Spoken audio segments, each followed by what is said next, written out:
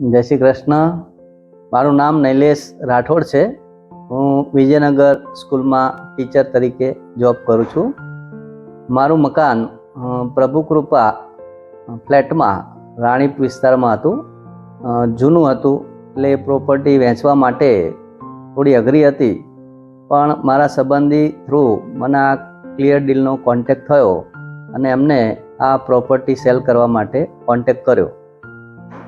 4 મહિનામાં આ deal clear થઈ ગઈ અને જે મારે જરૂર હતી એ પ્રમાણે જ કિંમત મને મળી.